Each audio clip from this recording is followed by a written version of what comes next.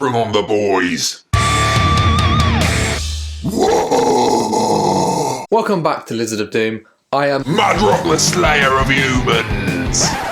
I am Max. It is October and I have dug into my pile of future fun to bring something out there that's been sitting there for a year or two. 2 years. It's been there for 2 years. Click on my like button. Oh yeah! And give me a little subscribe, please. Thank you. I'm trying to hit 10k before the end of the year. We've only got a couple of months now, so if you could, that would be fantastic. Thank you very much. Let's go! This is my 1000 points of Ironjawz that I've been thinking about painting up for a while, so what should I do?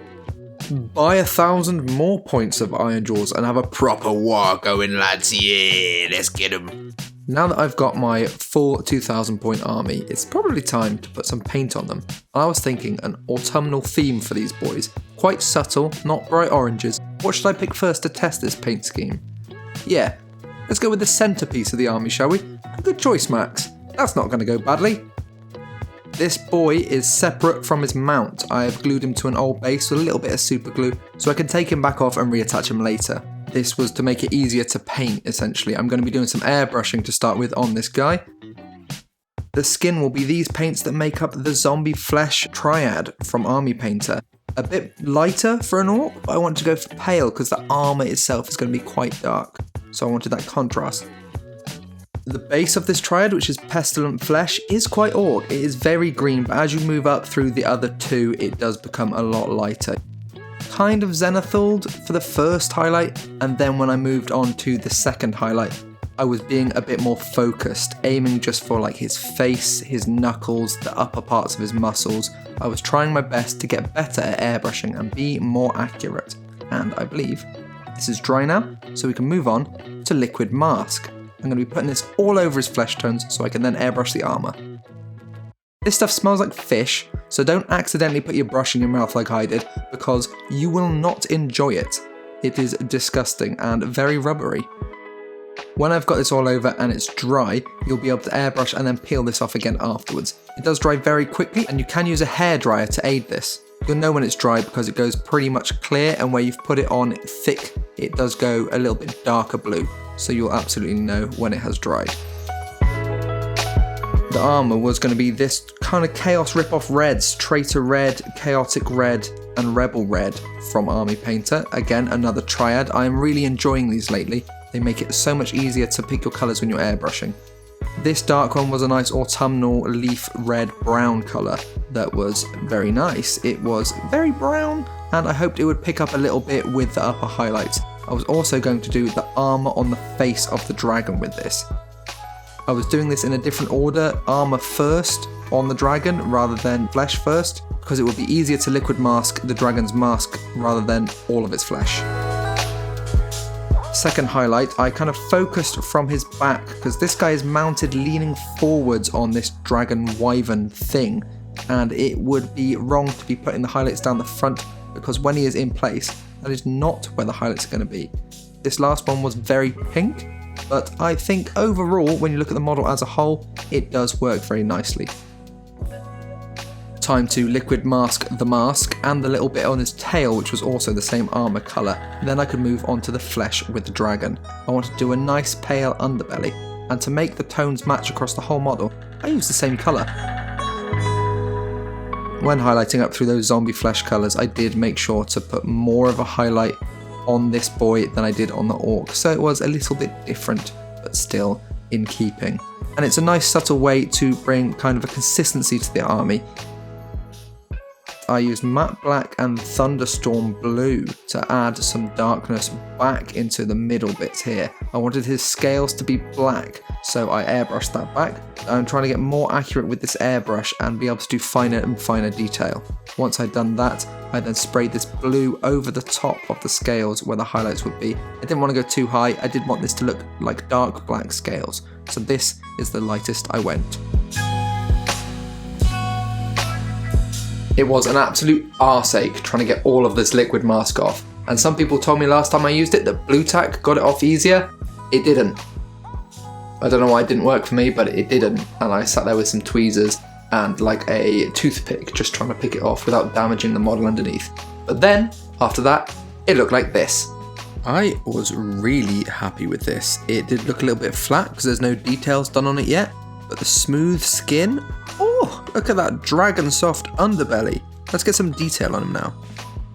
Rhinox hide, Doomball brown and Tuskor fur are some nice reddy brown colours that I was going to use to bring out the spines on this model and the horns on the Orcs trophies. There were lots of these.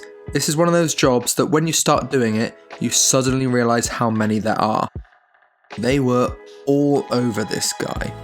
Once I picked out one, I noticed they were all around the edge of the next bit and the next bit and the next bit, and this was the longest step in painting this miniature. It took me hours. And then came the edge highlighting, moving up through those browns, and yeah, this was a bit quicker. Every step gets a little bit quicker because you're painting less and less as you go, and the very last step was very quick indeed. The last little bit of Tuskor fur was just a dot on the end of all of the horns.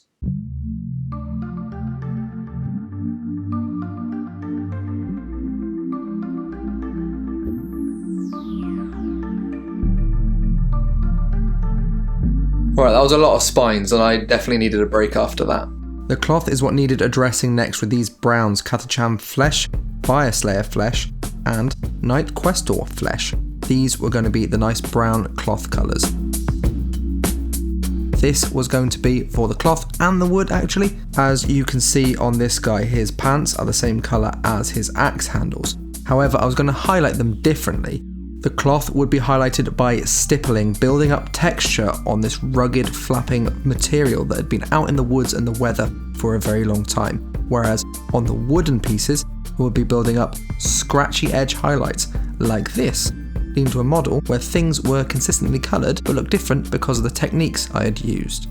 Screamer Pink and Bugman's Glow were going to be his tongue colours, and in his mouth, a quick coat of Screamer Pink and then a little highlight of Bugman's Glow. I needed to do this before I did the teeth as I didn't want to hit them afterwards. The teeth were going to be the same colour as all the bones, a nice yellowy classic Games Workshop bone colour. Zandri Dust based, Ushabti bone middle, and a highlight of Screaming Skull. These are the standards, I always use them. If you watch the channel, you know. Why change a recipe that works, eh? This is a good bone colour. I haven't needed to use any other. I've never been dissatisfied with the results using this trio of paints from Games Workshop, so I will not be changing them anytime soon. And yeah, happy with those trophies. On to the next detail. Mournfang Brown, Scrag Brown and Deathclaw Brown will be the scratchy leathers. Now these are nice orangey browns. This is very autumnal. I didn't want to overuse them, so I'm just going to use them on the straps. This is a very easy technique that I've painted several times before on the channel, and you'll get to see it in a minute. I had to be very, very careful not to hit anything I've airbrushed because it is too late now to go back. Fixing it with a paintbrush is possible, but it would be quite difficult to match it exactly. So a very, very tight bit of brush control was needed here. Also, the beard in his trophy rack on his chest was going to be these orangey browns, a more realistic ginger colour, like he'd ripped off a dwarf's beard and now was wearing it around his neck as his own beard. Because orcs do not grow hair in Warhammer. This is how you highlight the scratchy leather. Simple and quick. This is at ×4 speed, so this is 26 seconds long, this clip. So it will take 100 seconds to highlight up a strap of this size. Pretty damn quick, and I believe the effect is pretty good. Went to the reveal shots at the end to see it all over the model. Have a go yourself, let me know how it works out in the Discord, which is linked below, so join that and hang out with us and talk hobby. His eyes will be a Abaddon black for the pupils on an eyeball of Toothincoat's white star. I know orc eyes are meant to be red, but I just wanted to give them a little bit more character. It feels like, you know, a bit more human when they're white with a black dot. And seeing as he's only got one, I kind of want to see where he's looking. If it was just red, I feel like I'd lose a bit of that in him. Yeah, very characterful. The metallics are easy: dark silver, silver, rich gold, and bright gold from Pro Acryl, my favourite metallics range. They are so smooth and shiny, they are lovely to work with. Start with the dark silver here on all of the ironwork. This will be highlighted up in a very scratchy edge highlighty way. And the gold on these trophies on him. He has obviously got hold of a Stormcast somehow. I don't know how that happens, because I thought Stormcasts were meant to burst into lightning when they died and go back to the heavens to be recast again. So how the hell has he got a piece of Stormcast armour? Once that was done, it was time to bring out a little bit of depth in the model because it's all looking a bit flat. So how I was going to do that was with something new I hadn't tried before. I was going to try an oil wash on these gents. I had purchased a cheap set of oils, which I did later regret. I will go more expensive next time. But I thought I had a lovely colour range so I could try out different types. I thought this brown on the end was roughly about the oil wash I wanted to try on him. But in the end, I ended up mixing this brown with this black and a little bit of orange and a little bit of red as well to get the right kind of brown dirt colour. This is the colour I've come up with. Look, it's reddy, browny, dirty loveliness. Very autumnal forest dirt. I was really excited to try this. You can put it on and then take it off with a bit of white spirit, just like Streak and Grime. I tested it on this skink. I did have other testers in the background, but turns out I got it perfect consistency first time. So I slapped it all over this boy and was rather happy with the result for now. You'll see in a minute what I mean. There is a downside to using these cheap paints, and I will show you that a bit later. It worked really nicely. Made it look grubby, made it look defined. The only issue was going to be on these black parts of this dragon here. So I will be using this on the rest of the army because nothing's going to be as dark as these black parts on the dragon, so it will work nicely on the rest of my Ironjawz. So I saved it on some old Citadel paint pots and labelled it accordingly. After that was done, I popped him off his base where I just tacked him with a little super glue and left him to dry at the side. Now I was about to move on to the base. I've got to talk about something before I did that because I ordered something. I ordered some Geek Gaming Scenics base ready mix, some forest floor that looks like this on the website, because what I actually got was this. Now, do these two look similar to you? No. So I emailed them and they got back to me very quickly. They got back to me the next day and they said that the recipe had changed. They couldn't get the green bits anymore, which was part of why I bought it, and that the other bits in there did look too big. They didn't even look the same colour, not just they were... I'm so annoyed.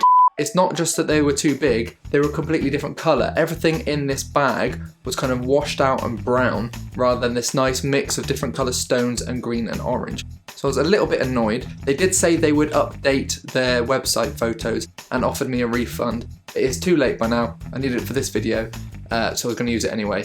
They have since updated, but look at the difference. I would not have ordered it if I'd known it was going to be like this. Shocking. Also, the third-party retailers still have their old picture on their web stores, so please, if you see this, Geek Gaming Scenic, sort out your pictures on all of your retailers, because it's not just your website people are getting falsely advertised on. And now I am hesitant to buy any more products, just in case they're not as they appear.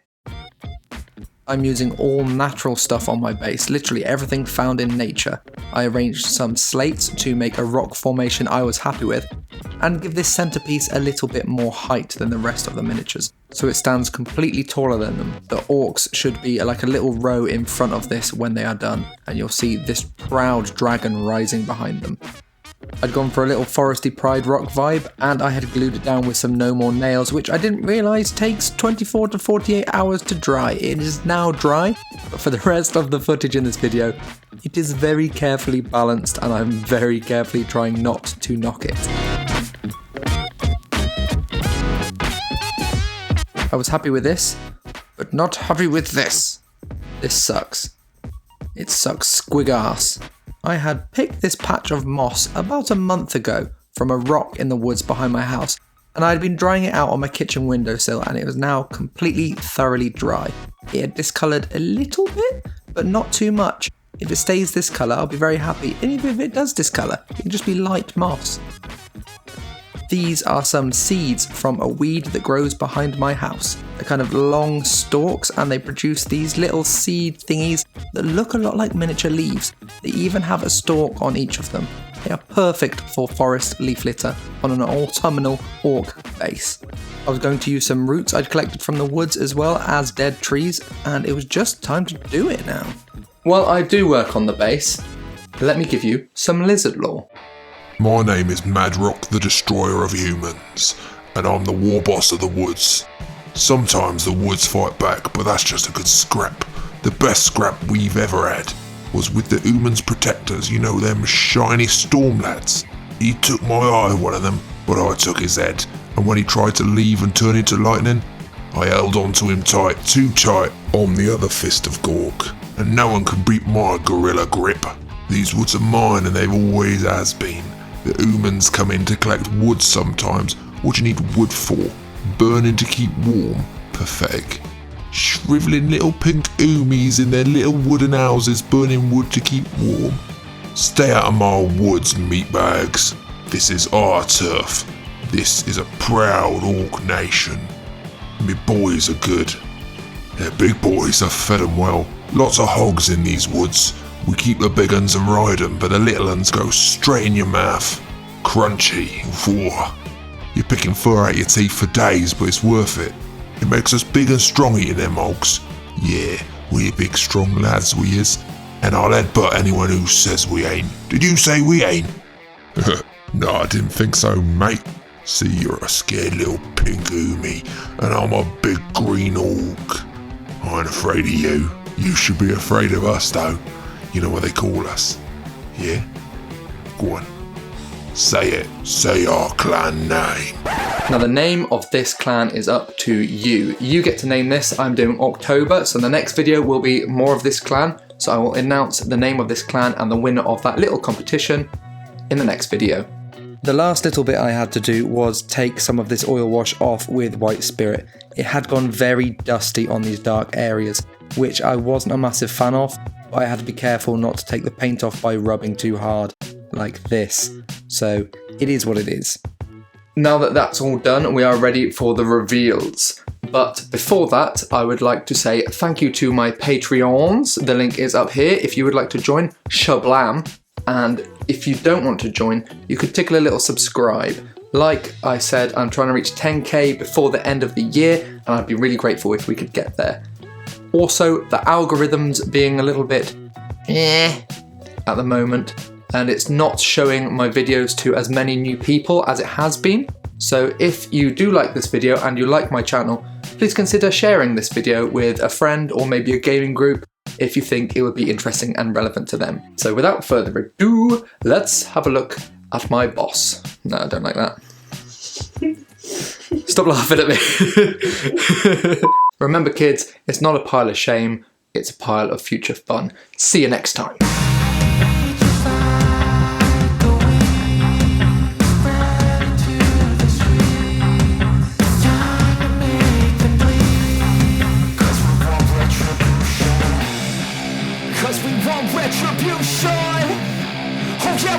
Retribution! Oh yeah, we want retribution!